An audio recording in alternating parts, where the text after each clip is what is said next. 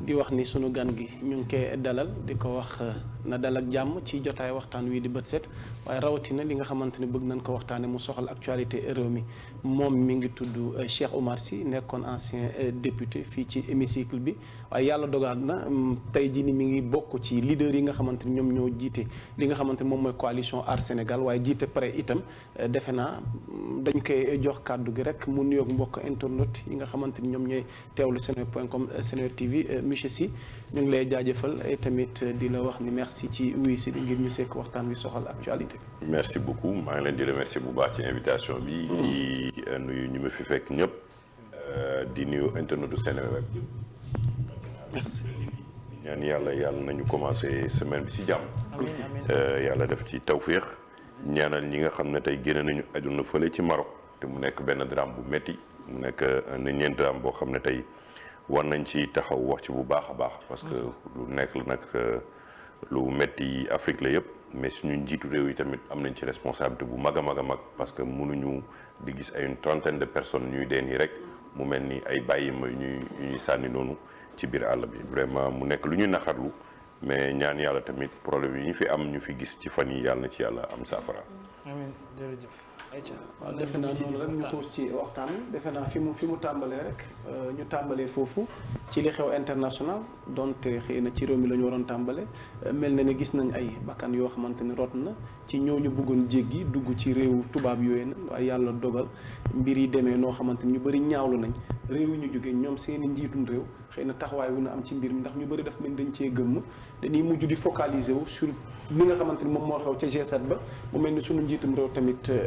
teewoon na fa rawatina sax mi ngi Allemagne alors yow ndax da ngay ŋàññi taxawaay njiitum réew africain yi ci li nga xamante ni mi ngi ñu dal suñu kam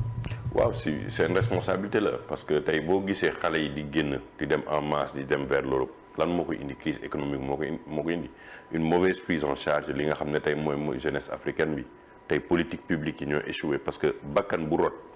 benn rek bëri na boo nee nag une trentaine mu nekk année par année ñuy wax problème mu immigration ñuy mel ni doo dégg mukk ñu ne non européens ñooy ñëw di jóge seen i dëkk ñuy ñëw en masse yi ñëw Europe wala faatu nañu wala dugg nañu ci ay gaal mais suñuy doom lañu lan la éducation bi baaxul formation bi amul xëy bi métti na prise en charge sociale bi amul encadrement bi des na politique publique yi jël ñu leen en charge en termes de développement social et économique loolu mooy indi xale yi di dem parce que ñii di dem ñëpp lan moo leen di yóbbu un meilleur lendemain mooy am yaakaar ne fi ñu jëm mooy gën fi ñu jóge nag ñan ñoo ko yor mooy seen njiitu réew est-ce que ñooñu teg nañu ay matuwaay teg nañu leen loo xam ne mën na leen tere dem jëli gaal gi mën na leen tey boo demee Kayar le problème de la pêche ak les contrats Union européenne ak gaal yi nga xam ne tey dañuy jël yëpp mais boo demee Saint-Louis Kayar dem ba ci suuf ci littoral bi yëpp mais pêcheurs yi ñoo fa dëkk lu tax ñoom ñooy jël gaal yi di dem naa fi def benn enquête sur Kayar mais am na dem nañu ba jamono pour nga am équipe nawetaan sax boo biir Kayar problème loolu parce que xale góor yëpp a dem lan la jën bi amatul xëy bi amatuñu espoir mais boo bàyyee sa waajur am yaakaar ne yow sa waajur war nga ko jox dara lu muy dundee il faut nga dem wuti ko soit nga wuti ko ci biir ñëw fii def dans le secteur informel soit nga jaay li nga am wala yenn saa yi say parents seen bopp ñooy jaay seen i koom-koom bëgg nga fay pour jël traverser gaal gi parce que yaakaar nañu boo demee Europe moo gën nga toog fi Sénégal donc c'est un échec des politiques publiques il faut l'assumer ay ressources wala bien yuy tax tey ji ñu war a mën a dem tugal ndax tey ji ñoom ñooy ñëw fii di bëgg bénéficier suñuy ressources waaye ñun dañuy woon suñuy ressources gannaaw ngir dem am une vie meilleure ci ñoom ndax paradoxe amul foofu mais paradoxe bu mag la tey boo jëlee Afrique lan la manqué qu'est-ce qui nous manque ñun tey ji ni nos lenn rek la ñu manqué mooy effectivement prendre en charge l'industrialisation de notre secteur tey boo jëlee tey Sénégal am na pétrole am na gaz am na matière première am na ndox am na daal loo mën a yaakaar or lépp Matam boo demee fu nekk mais lenn la ñu deful mooy dañoo tegul politique publique yi ci yoon ba nga xam ne tey man bu nekkoon man tey bac da nga koy am à 16 ans mënatuñu toog xale yi di am bac à 20 ans 21 ans 22 ans boo amee sa bac à 16 ans ñu yóbbu la formation professionnelle 75% des étudiants des élèves qui sortent dañu war a dem defi formation professionnelle Allemagne Corée du Sud Suisse c'est la formation professionnelle moo tax ñu nekk les premiers pays au monde mais boo génnee formation professionnelle nga def 2 ans tu es déjà opérationnel nga def 4 ans mais tu es meilleur dans ta catégorie muy sidérurgie muy menuisier muy lépp Allemagne tu as 300 métiers répertoriés gardiennage wala jardinage wala lu nekk dañ koy répertorier donc ñoom li ñuy privilégier mooy formation professionnelle c'est pourquoi l'Allemagne est le premier pays économique au monde même système bi ngay retrouver Corée du Sud mais tey boo jëlee université ñëpp def am seen doctorat am seen lépp génnaat ci mbedd bi di taxawaalu buy si yàgg après ñu demaat defaat formation professionnelle tu perds des ressources de l'État tey nee naa ne université boo ko tëjee 2 ans tu ne perds absolument rien du tout parce que sur un investissement de 100 étudiants tu as un retour de 10 loolu wax naa assemblée boo ko tëjoon tey 2 ans mais Côte d'Ivoire dem na guerre combien d'années Côte d'Ivoire tey li mu dem guerre ak Sénégal fi mu toll ci université benn la mais boo ko tëjoon laa wax sur loo koy remplacer mais non dama ne il faut aller vers une restructuration profonde mooy boo defaree éducation bi ci suuf nga koy defaree réforme yi xale yi bu ñu amee seen bac boo orienté 75% yi ci formation professionnelle ñële mën nañ def université la bourse pour tous bi Ablaye Wade indi c'est pas viable xoolal niveau de qualité tey étudiants yi au niveau de l'université c'est très déplorable pour des gens qui doivent être l'élite de ce pays de demain yooyu mooy indi profondément yi changement yi nga xam ne tey war nañ ko gëstuwaat ci suñu système éducatif oustaz mu ngi ko doon wax donc il faut nga boole daara yi ci jàng yi il faut nga jël nit ñi nga xam ne tey ba système bi daf leen xam nga Senghor ba muy wax dafa ne francophone anglophone arabisant c'était pour écarter ñi jàng arabe da nga doon jàng technologie jàng agronomie dem ci pays dëkk arabe yi boo ñëwee lan lañ ne da nga dem nekk oustaz wala jàngale ci arabe ci école yi mais on te utilisait pas moo tax ñu benn une bonne partie 60% de la population sénégalaise yoo xam ne dañu jàng ci moo tax suñu programme Aar Sénégal ñu am doomu daara dañ ko def une spécificité parce que loolu moo tax ngay jël jeunes yi à la base daara wartul nekk rek di jàng alxuraan mais formation professionnelle daf ci war a bokk parce que di nga dem ci mbay mi di nga dem ci yeneen ak yeneen ñu war ko certifier balaa ngay génn ci daara bi moom moo lay jox keroog dem nañ fi Médina mais yow ba nga juddoo ba léegi dem jëndi dàll Médina tu as le même cadre dem jëndi Marrakech lu 22 dara changé wul dara changé wul jigéen ñi ñoom dañuy préférer dem ci marque yi mag yi dara changé wul dem dooleel sunu waaw mais xam nga lan mooy lan moo nar a changé c'est le chinois ou l'indien qui va aller s'installer à Diamniadio indi ay machine am yu bees tax fa cordonnier bi doon dóor pour am benn dàll en 1 heure de temps chinois bi defaral la ko en 30 minutes en 15 minutes mais les coûts baissent tey munoo accepter ne Sénégal muy jëm tabaski am ziyaara am lépp mais der bi di génn fan lañ koy yóbbu du marocain yi ñoo koy ñëw jël si ak ganaye dem traité waat ko jaayaat ñu ko alors que c'est la matière première bi di defar daal ba tey ngaay mënuñu am usine bu ñuy traité suñu matière première alors que li fiy génn ci der du daxaaj du jeex c'est des paradoxes yoo xam ne tey suñu économie jëlul en compte suñu kii da nga am question waaw dama am question par rapport ak monsieur Sy parce que souvent ñoom bu ñu nekkee ci opposition bi xalaat yi dafay taaru lool mais bu ñu leen joxee du ñu gis ne loolu dina mën a nekk est-ce que comme Idrissa Sy la sax mu ngi koy wax ci commentaire yi faisabilité bi ngeen yaakaar ne du mooy jafe-jafe parce que lii ngeen di wax yéen ñëpp xam ngeen ko te yéen ñëpp daan ngeen ñu ko wax. c'est quoi le problème ci discours bi. non xam nga affaire bi du question parce que Abdoulaye Wade daan nañu wax lu ni mel Macky Sall daan nañu wax ci ñi ma fekkee ñoom Abdou Diouf wóoru mais Abdoulaye Wade même chose yi lañ doon wax consommer local fii li ñu am buñ ko defee nii buñ ko defee Macky même discours bi opposition bi fi nekkaat la même chose. lan mooy réellement problème bi ak lan moo war a nekk solution. surtout que am nga chance jaar assemblée. moom laa ko bëgg a wax la faisabilité est réelle. dafay fekk da ngay am détachement politique bi am léegi. xam nga nit man j'étais à l'Assemblée nationale affaire pétrole ak gaz yi liggéey naa ci. lii may nit ñi di ne ay Assemblée nationale non mënoo ci changer lu bari parce que c'est pas vrai parce que boo ci am taxawaay di nga am impact ci Assemblée nationale mais. wàllum pétrole ak gaz ak mine ñun impacté nañ ci code minier bi mais lan mooy taxawaay bi mooy aujourd'hui il faut commencer par les choses les plus simples man fan laa jógee ci éducation laa wax tout le nerf du problème du Sénégal aujourd'hui tant que réglé wuñu problème mu éducation yi ma la wax yëpp du réglé parce que c'est l'éducation qui pose problème mënoo régler problème mu santé te régler wu problème éducation mënoo régler problème mu développement te régler wu problème éducation mënoo amul benn secteur boo xam ne tey c'est parce que notre système éducatif est complètement en déphasage par rapport ak nos réalités politiques et économiques. loolu laa la wax xam-xam yi la ñu war a defar. gis nga la première ressource c'est pas le pétrole c'est pas le gaz c'est les ressources humaines. dëkk kenn du ko crétiniser. ngeen baal ma terme mooy dofloo xale yi. ci ay détails. dinañ ci ñoom. loolu c'est pas bon parce que bu fekkee dëkk dem na ba ñuy gis ci temple de savoir gu toll ni université Cheikh Anta Diop politique dugg fa xale yi di sànnante xeer di dóorante ba di gaañante ay jaasi di fa génn alors finalement à quoi bon d'aller à l'université pour ut xam-xam. am ngeen ci part de responsabilité yéen politique yi politique dugg université c'est pas interdit li nga wax la ñu interdire. Tu vois dans toutes les universités du monde on discute de politique malheureusement fii les élites. c'est-à-dire tey ku mel ni Moustapha Niasse. ku mel ni ñi nga xam ne jaar nañ am ay jaar ci gouvernance war nañu am ay toogaay ci biir université. di waxtaan ak jeunes yi. fan la ñu jaar ak seen i parcours politique fan la ñu jaar ak seen décision en matière de développement bu boobaa xale yi dinañ leen teel a ñaax ba ñu xam exactement lan mooy kii mais li ngeen wax moo am léegi y a pas mais même ci politique yi ngeen di wax ñun. où sont les débats politiques aujourd'hui y a pas de débat politique. dama bëgg kii dafa contre kii dafa contre kii loolu da ngay dégg. il y a pas de débat d'idées. tu peux pas être mënoo tey jëm ci pétrole ak gaz. te amul débat d'idées. c'est dangereux pour le pays actuellement. on est à 1 an tey gaz bi génn on est à 1 an pétrole bi génn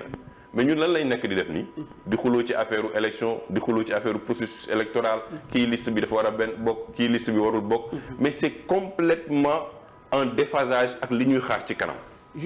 te loolu c'est dangereux pour le pays. Voilà, c'est-à-dire qu'il faut que ñu relever niveau xale yi yóbbuwaat leen ci xam et puis c'est l'échec des partis politiques qui n'ont plus d'école de parti mais le danger aussi même ñun mii bu nekkee ci coalition la bokk le danger aussi c'est que les coalitions ne permettent pas d'éclore des idées li ñuy def ci coalition mooy dem rek pour wuti nguur la ca des ca kii jiitu en termes de président moom mooy décider rek te loolu il faut l'équilibre des pouvoirs moo tax assemblée nationale am rôle foofu. est-ce que dëggaloo kon ñuy wax ne yéen seen bopp ak seen i poste dong leen ñor parce que li nga wax ne moom dong mooy seen i waxtaan donc poste dong leen intéressé. man bu nekkoon poste dong moom ñor du ma dem assemblée nationale non dama lay wax rek non je comprends mais man bu nekkoon assemblée nationale la def naa ko de 2012 à 2017 et j'avais l'opportunité plus facilement de retourner de 2017 à 2022 maa ko bañ. de 2010 oui à 2022 maa ko bañ. te terew ma continuer sama liggéey bi may def ak assemblée nationale yor naa sama ONG moo ma ëppal solo. nit ñi dañuy wax xam yenn saa yi nit ñi dañuy yaakaar ne koom-koom moo lay yóbbu assemblée nationale mais yenn saa yi gis nañ fa ñoo xam ne plus de 50% des députés ay bor moo lañ fa jëlee. les gens se font de fausses idées yenn saa yi di leen ne wuy dañ leen di fay 1,3 million ñëpp xam nañ ko balaa ngay génn assemblée nationale sa benn mbokk bu nekk fu ne nee na ma dama am malade nga ñëw ci koñ bi ñu la ngénte bi ngi ne am mais tu distribues ton salaire avant le 5 Sénégal la c'est du social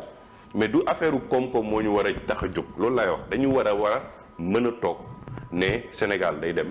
sur du pétrole gaz quelle est la génération qui va gérer ces ressources là mais débat boobu mënuñu ko poser ñu ngi ci ay affaire processus kii raté na liste kii ratewul liste kii war na dem kii warul dem alors que c'est la génération qui doit être préparée pour gérer ces ressources là te ñun effectivement loolu moo ñu tax a justement comme ni ma ko waxee léegi Ahmed Ndoye laaj bi nga laaj am na solo ndax ubbi na buntu sax ngir ñu ñëw ci li nga xamante ni moo soxal actualité réew mi donte international leen ko tàmbale defe naa lii actualité tey jii nii mooy procès gi war a am diggante leader yooyu nga xamante ni tegoon nañ leen loxo ci manifestation yu ñu amaloon 17 juin bi tey lan moo nar a doon seen sort ndax bu fekkee dañ leen a teg loxo lan la nar a jur ndax woote nañ manifestation le 29 juin boobu actualité monsieur Sy yow ban jàngat nga ci def ci leader yi nga xamante ni mel na ni teg nañ leen loxo. non leader yi foog naa dañ leen waroon bàyyi bu yàgg y a aucune raison ñu téye leen d'abord. xoolal Mame Diarra trouble à l'ordre public est-ce que Mame Diarra non interdiction am na yàgg nañ ko interdire non xam nga da ngay dissocier deux choses. ok je vous écoute. ñettee ki dee Colobane la gaañu Mame Diarra Fam fan la nekkoon. Kër Barthélemy ak Colobane lan moo leen boole. dem seeti Barthélemy lan moo ci indi flagrant délit bi dee ci Fall fan lañ ko jàppee. siège ak Colobane dafa am lu leen boole. est-ce que moom moo nekkoon foofu di manifester. ba bal bi mais xam nga loolu laay wax naa ko keroog. bu ñu waxul woon dinañ manifester. xam nga tey man boo ma nee Cheikh Oumar. damay manifester. j'ai le choix et la liberté de sortir ou de ne pas sortir. vrai ou faux. am naa choix tey bu ñu la nee yow soxna si génnal manifester. non on vous laisse apprécier. non xam nga loolu laa la wax. xam nga appréciation pour ne man. dinaa génn wala du ma génn. c'est sa responsabilité bopp nga toog sa kër nga ne man nii seen manifestation intéressé wu ma. mais boo xasee bëggee na ci manifestation conséquence day am. mën nañ la jàpp mën nañ la bañ a jàpp mais man Cheikh Oumar Sy bu Seydou Djamil doon nañ ko bal fii ci ay manifestation mu génn mais c'est des conséquences yuy am mais bokkul ak tey ki nga xam ne nekkul woon sax dans la zone bokkul xanaa dañuy bëgg ne moom Mame Diarra dafa bokk ci ñi nga xam ne tey moom moo indi ndax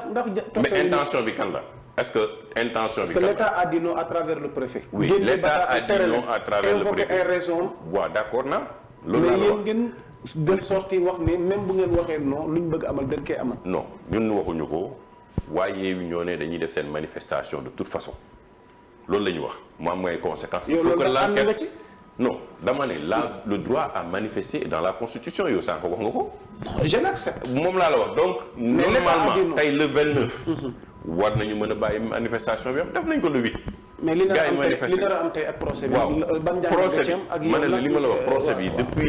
depuis le premier jour le lendemain. jàpp nañ fi ñaata yoon nit ñi ñun manifester nañu ba sonn. nit ñi jàpp dugal kaso dimanche ñu bàyyi la nga ñibbi.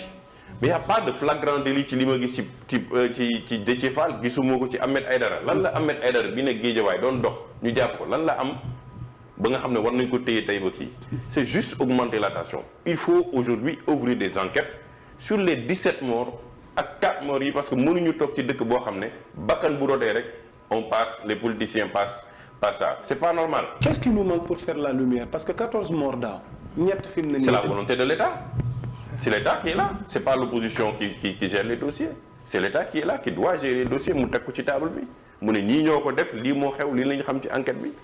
c'est la volonté de l'État ndax jàpp nga ni tey jii nii mën nañu am liberté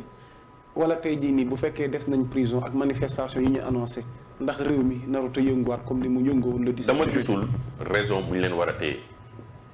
donc dama gisul man flagrant délit bi ñuy wax boo xam ne et puis ay député la ñu.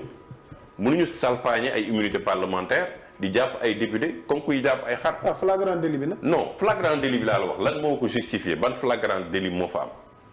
lan moo ko justifié bul manifester nga génn ñu jàpp la nga. waaw mais jàpp nañ la. ñaata yoon lañ fi jàpp ay nit ñaata yoon lañ fi jàpp Thierno Bocoum ñaata yoon lañ fi jàpp ñeneen ak ñeneen le lendemain wala jour même dañ leen di bàyyi ñu ñibbi. ndax du da ngeen a bokk opposition bi moo tax. nga non du question d'opposition. c'est une question de logique man ay opposition pouvoir laa yemale. xam nga man. li ma bëgg mooy nañ doxal yoon. ñaanuma yàlla tey Macky Sall mi wàcc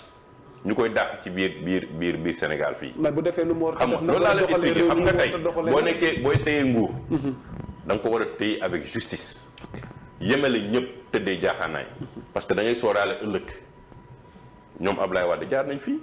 waa PS jaar nañ fii ñun manifester nañu en 88 gis nañu 93 gis nañu 2000 on a vécu 2012 lu ne gis nañ ko fi mais le problème c'est que boo eggee ci pouvoir bi dafa mel ni dafa am lenn loo xam ne tey moi je comprends pas peut-être ma ne guma moon mais je comprends pas mais ça fait peur. est-ce que ñu wax le pouvoir rend fou rend obsession. non kii ça c'est une obsession quoi. merci beaucoup monsieur Sy merci beaucoup Ya Moussa juste rek ma joxe information par rapport ak li ngeen di waxtaane ndax suñu reporter yi ñu nga foofu ca tribunal lu ñeel procès ñoom ki nga xamante ne ni moom mooy Mame Diarra Fam Déthié Fall Déthié Fall Déthié Fam sax moo tane Fall nag donc Déthié Fall seen procès bi actuellement ñu ngi tribunal saal ba nag dooraguñu mbir yi waaye saal ba ci xibaar yi nga xam ne Babacar Kébé ma ñu fa teewal ak Laye Seck jox nañ ñu ko saal baa nga fees dell ak i nit militants yi bëri nañ fa niki noonu leaderu Yewwi Askan Wi Ousmane Sonko Khalifa Ababacar Sall ak Habib Sy Aïda Mbodj ñoom ñëpp ñu ngi ci saal bi actuellement ngir soutenir ñi nga xamante ne nii ñoom ñooy seen confrère yooyu militant ou ami donc yi nga xam ne ñu ngi fa actuellement lépp loo xam ne xibaar la dinañ leen ko dittal xam naa d'un moment à l'autre Laye Seck dina dugg en direct ci suñu plateforme yi ngir dittal leen lépp loo xamante ne nii am na fa niki noonu ca Guédiawaye Ahmed Aïdara ca procès ba ñoom tamit xam naa léegi ñu door ndax ki nga xam ne moom mooy Aïda Mbène mu ngi fa war ñoo jox lépp loo xamante ne nii information la lii moo fa jot a xew moom mooy saal ba fees na dell ki nit dooraguñu mbir yi mais leader Yewwi Askan Wi yëpp ñu ngi fa ngir soutenir ñi nga xamante ni ñoom ñooy seeni àndandoo yaa Moussa. monsieur Sy ndax rafet nga njort ci lii war a xew tey diggante yoon ak ñi nga xamante ni ñoom lañ teg loxo. waaw mais rafet naa njort j'espère que la justice fu mu ne nii dina leen libérer je ne vois pas de raison mën naa juuma yorewuma dossier bi. ok mais ci li ma gis ci histoire du Sénégal. flagrant délit du lii. c'est plus grave que ça. nekkoon nga député. nekkoon naa député flagrant délit mais immunité parlementaire bi mënoo jël rek nit ki. salfaañe mais immunité parlementaire dafa nekk loo xam ne dañ ko jox député bi pour protéger ko ci yenn situation yi pour nga bañ ko jël parce que gis nga immunité parlementaire bi ñuy wax. exécutif dafa am doole. bu nekkee exécutif am na doole jël député n'importe comment donc le pouvoir parlementaire day daanu ñun nag mënuñu ne dañuy bëgg a dem ci rupture assemblée nationale gis exécutif di salfaañe li nga xam ne tey mooy le droit du parlementaire ou le droit du député war nañu mën a dem saisir assemblée nationale ne leen ne kat député diw lii la def moo tax en flagrant délit li ñuy jàppaleen moo tax ay député Marème Soda Ndiaye Théodore Monteil ñu nga xam ne ñoo bokk ci Aar Sénégal bind signé ak ñu ne ñu koo xam ne ñoom Aïda Mbodj pour ne il faut ñu libérer leen arrêter poursuite yi et c'est tout à fait obligatoire tey justice bi arrêté ko parce que ce sont des députés c'est pas n'importe qui sinon amatul sens ñu leen di jox seen immunité parlementaire kii dafa doon dem kër Barth la doon dem mënoon nañ ko ne ñibbil bul dugg doo dugg ñibbil mais ils ont plus de pouvoir ñoo ëpp doole Mame Diarra Fam quand même Déthié ba ñu ko dugalee ci oto bi yóbbu ko mais lan la Déthié def est-ce que sànni na xeer est-ce que dóor na ndax da nga jàpp ne jaay doole la non jaay doole la c'est jaay doole la parce que dañ leen assiégé déjà dañ leen assiégé retenir leen seen biir kër ñu dugg est-ce que dafa am ordonnance bu juge bi génne ne leen nii dañ leen war a préfet bataaxal bi non préfet dafa ne interdire na manifestation place de l'Obélisque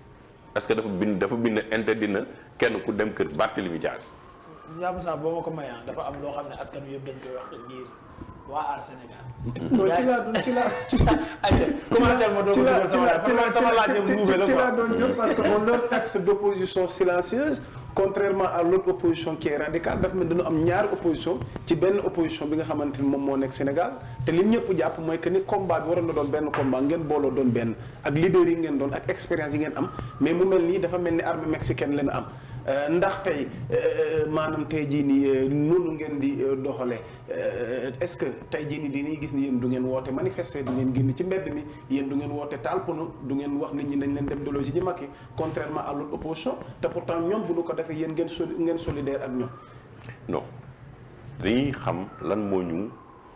wutale ak Yewwi ci benn point la. c'est sur les questions de liste. loolu rek la à part ça. troisième mandat. injustice bi yi ñu fiy gis yëpp ñu ñoo bokk même xeex bi ça c'est une chose deuxièmement c'est trop terre à terre di bëgg nee ne opposition de l'opposition wala kii Sénégal am na Ablaye Wade non attends dama lay expliquer Ablaye Wade opposant la woon Landing Savané opposant Dansokho opposant Bathily opposant est-ce que ñoo bokkoon courant ak posture déedéet donc ñun mën nañu am sañ-sañ comme en France ou dans les autres pays di nga gis une droite radicale une droite modérée di nga gis une gauche radicale une gauche modérée Mélenchon daanu na ci kaw Macron ba sonn mais après à la fin Macron la joxel voix am pour mu voter Le Pen Zemmour daanu na ci kawam ba sonn mais à la fin Zemmour moom la jàppale tey Macron mu ngi nekk en cohabitation avec c'est-à-dire que tey aujourd'hui ne pas être d'accord jàppale maanaam Benno Bokk Yaakaar non duñu mës a jàppale non ñun duñu mës a il faut arrêter non les gens disent que vous êtes l'opposition de Macky attends les gens disent que ils sont l'opposition de Macky il faut être très clair vous êtes l'opposition de Macky ça fait 10 ans non attendez ça fait 10 ans qu'on est dans l'opposition mus ngeen gis kenn ci kii nekk ci biir Aar Sénégal ku ànd ak Macky wax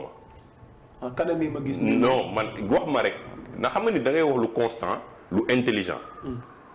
man bu ma bëggoon ànd ak Macky du ma dem Aar Sénégal parce que j'ai d'autres voies et moyens plus faciles pour moi pour aller vers Macky depuis 10 ans je ne l'ai pas fait j'étais député j'avais l'opportunité xam naa Macky bu baax toog naa ak moom ay yoon sur des dossiers yoo xam ne tey Sénégal réglé nañ ko fi mais pourquoi j'ai pas fait le choix le plus facile d'aller vers Macky pourquoi Thierno Bocoum va se fatiguer à créer une coalition avec Cheikh Omar avec Thierno Alassane Sall avec qui pour aller se retrouver ça n'a aucun sens et c'est même suicidaire li may wax c'est pas intelligent c'est même suicidaire de voir un président en fin de mandat ñu ne ñun taxaw nañ ne Macky Sall mënul am troisième mandat fin de mandat oui mais 2024 la pare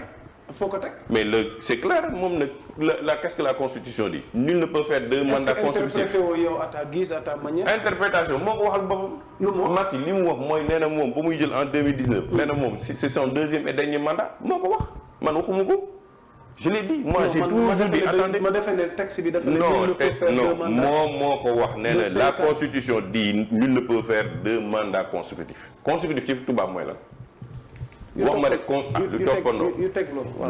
yu toppandoo waaw waxul alternativement wala waxul dafa ne consécutif mooy kii 2016 quand tout le monde votait pour Macky ñan ñoo nekkoon au front pour contre Macky naa la ko maa ngi bokkoon naa ci man ak Thierno Bocoum j'étais contre le référendum parce que xamoon naa ne lii nii dina xew tey li fi xew nii xamoon nañ ko ba ñuy àttu sénégalais yi dina boo leen moytul dinañ leen dugal ci tuuxi duna c'était le référendum était un premier pas kan moo tuddee l'autre la tailleur constitutionnel mais man mii maa ko tuddee assemblée nationale tailleur constitutionnel parce que xamoon naa ne lépp lu muy def c'est pour arranger Macky Sall moo tax indi Macky Sall day tànn ñan ñooy ànd ak moom ak ñan leen di séparer donc je comprends pas comment des gens pendant 10 ans ils ont une constance par rapport à combat ngeen yaakaar ne seen xel wala mati dinañu ba nga xam ne tey ñoom dañuy wuti ay député pour dem di ma duma wuti député si c'était pour travailler ak Macky j'ai même pas besoin de passer par Aar Sénégal mais foogoo ne beneen opposition bi ñoo leen di def noonu diaboliser leen pour mais depuis xaaral xam nga dañu créer suñu Aar Sénégal 30 minutes après quand c'est sorti 30 minutes motu ko sax nga gis ñu commencé ne aar Macky aar kii l'opposition de l'opposition ku wax opposition de l'opposition c'est parce que tu n'as jamais Ahmed Ndoye amuñu maanaam appréhension boobu noonu ci beneen opposition bi muy Yewwi Sénégal mais lan la ñu mën a sénégalais am ko ci voilà est-ce que beneen opposition moo leen di diaboliser pour am yoonam moom kese c'est très simple boo toogee ba amatuloo looy takkal sa morom nga xool Thierno Bocoum xool Thierno Alassane Sall xool Cheikh Oumar Sy xool docteur Abdourahmane Diouf nga xool mun loo leen jaar fenn lenn rek nga mën a wax ñi dañuy liggéeyal Macky loolu rek nga mën a wax parce que en termes d'éthique en termes de valeur en termes de constance en termes de combat autoroute à péage kan moo ko xeex mais non xam nga yëngu gis nañ ci sa taxawaay ak xam nga yëngu dafa am mais dëggute moo ëpp solo yëngu mais politique Sénégal fi mu toll wax ñu dégg la toll waaw mais wax lu dégg la lan la jur dans Abdou Diouf ba mu fi jógee wax ñu dégg lan la jur ak Wade ba wax ñu dégg la lan la jur après ak Macky Sall wax ñu dégg lan mu jur ak Macky Sall tey c'est-à-dire il faut aussi que le niveau soit relevé aujourd'hui man ba may xeex ci autoroute à péage kan moo ci fekk est-ce que def naa riir bi est-ce que nee naa nit ñi il faut ñu génn xeex ñu génn xaru il faut ñu mën a fan la mujjee tey am ngeen 25% ñu ubbil ko capital tey jël nañu taxe domaniale bi nekkoon 1000 francs yóbbu ko plus de 800 millions tey aujourd'hui état bi dugg na ci biir contrôle FHCK tey jox nañ la benn chèque 14 milliards ñu dugal ko mais est-ce que loolu jaroon na man ma taal dëkk bi yëpp dina il faut ñu dem taal autoroute à péage mais pourquoi moi je comprends pas que les Sénégalais aujourd'hui surtout c'est pas les Sénégalais ndax ànd nga kon opposition bi maanaam méthode gi ñu jël manifester taal pour nous créer trouble indi benn aspect bu radical bu opposition xam nga tey ku nekk ak méthode am Yewwi Askan Wi on choisit non man cautionné moom man 2017 maa ngi nekkoon di manifester li may génne may manifester man xam naa ko je suis un responsable quand même je suis dans la politique. yow lan nga jàppee manifestation. mun na non xam nga tey dama ne ku nekk dafa am méthode am Yewwi dafa jàpp ne moom posture bu mu nekk tey ak xeex bu mu nekk ak Macky il faut qu'ils aillent à l'extrême ñoom loolu lañ jàpp ñun jàpp ñu ne ñun extrême boobu dinañ fa egg mais xeex bu waree xeex sur les points yi nga xam ne ñun ñoo ko bokk mais assemblée nationale ñun nag Yewwi bu ñu fa egg ñun ñoo bokk groupe parlementaire. une dernière. ma ne est-ce que du ñoom amuñu possibilité bi nga xam ne Yewwi am nañ ko par rapport ak ni leen askan wi di xoolee. non xam nga réalité politique dafa am kenn mënul weddi ne Yewwi Askan Wi c'est une force politique. kenn mënul weddi ne Ousmane Sonko c'est une force politique. plus représentative xam nga loolu c'est des analyses honnêtes et sincères. monsieur Sy nangu nga ne fi mu ne opposition Sénégal moom taxawaay wi ci Yewwi Askan Wi am ak wàllu. non déggoo li ma la wax. xam nga tey ñun bu ñu balaa ñuy. xam nga tey ñun balaa ñuy juddu. waaw y avait pas une autre opposition une coalition bu mënoon taxaw nga xool leen nga ne ñii ak ñi mën na leen comparer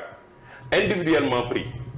koo ci jël ci Yewwi nga teg ko ak débat ak waa Aar Sénégal du ñu ci mën fenn politiquement socialement économiquement loolu ngeen waroon def. ngeen ne waa dégg xam nga jox nopp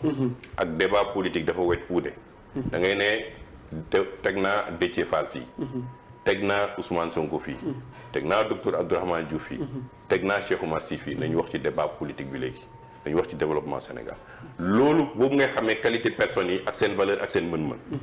mais bu nekkee rek mbooloo bu nekkee riir regarde l'histoire du monde. nga baal ma local yi ñu génn est-ce que tamit wonewuñu ñoom mais local loolu laa la expliqué. voilà local c'est un combat politique ak yéen tamit demoon ngeen ci local yi tamit. loolu laa la expliqué. local yi Yewwi a été un appareil politique. moo tax man il faut ñu interroger toujours l'histoire. ok je vous écoute. Benno Siggil Sénégal ñi ñu fañoon Benno Siggil Sénégal ban critère la ñu amoon c'était contre Wade. c'est la même chose avec la vague Yewwi ñëpp xamoon nañu la vague Yewwi tey ba ñu yeewu lan lañ la wax ñun maire bi de xamuñu ko xamuñu woon sànni fii la dëkk du loolu am tey est-ce que les mairies avancent laaj naa la ko non mais appréciation bi mais les choses stagnent il y a que Barthélemy qui bouge à part Barthélemy xoolal moom yeneen maires yi nga xam ne tey ñu ngi mën a développer ça bouge avec Ousmane Sonko Ousmane Sonko teg na ay changement ci wàllum tali teg na ay setal est-ce que wute na ak li ñu fi doon def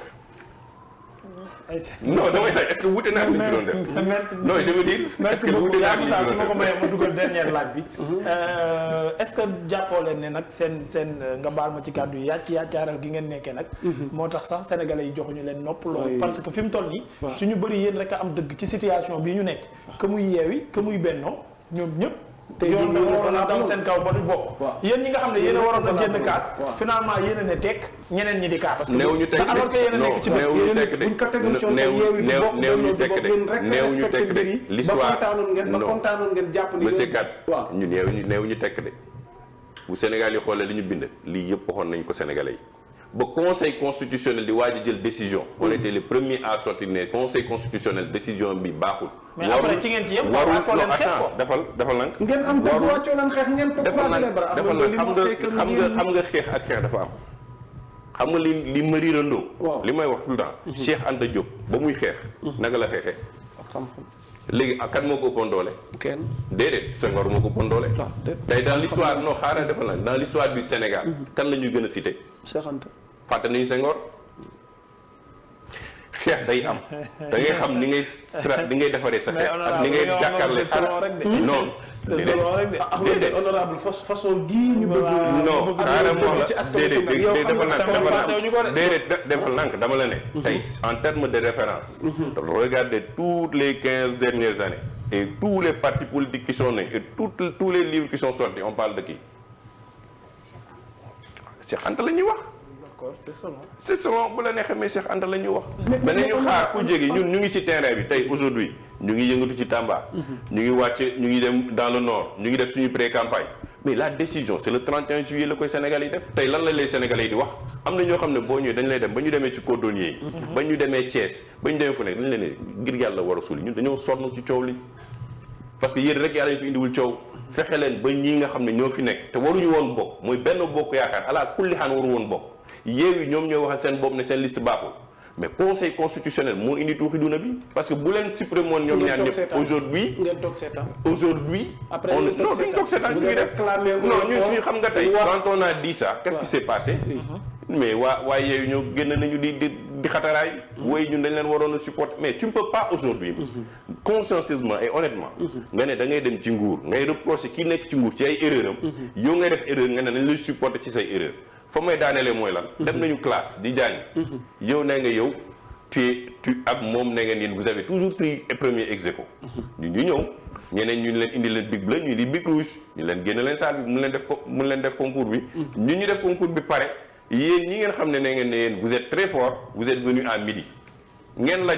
laaj ñu ñi nga xam ne ñun jàll lañu nañu jénn grève ànd ak yéen pour ñu reprendre waat concours bi parce que ni ñu ko jàllalee di yoon alors que vous êtes venu en retard mais Benno Bokk Yaakaar ak Yewwi Askan Wi ñoo mujjee dugg DGE ñun dugal nañu suñu kayit yu yàgg ba defar lu ñuy def ñoo mujjee dugg ñoo mu am avantage ñoo am lépp génn yàq seen liste ba pare on reproche aux autres que ce soit nous passe-passe bokk gis-gis les serviteurs on nous reproche nous d'avoir fait le devoir correctement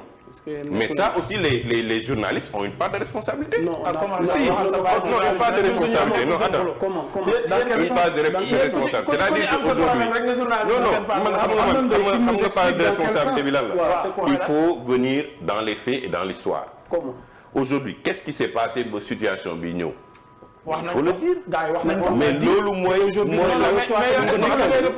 moom nga bëgg ñun ñu ñëw faral. non man bëgg ñu faral ma non man je ne suis pas xam nga la presse non xam nga la presse elle doit être toujours indépendante loolu laa gëm man moom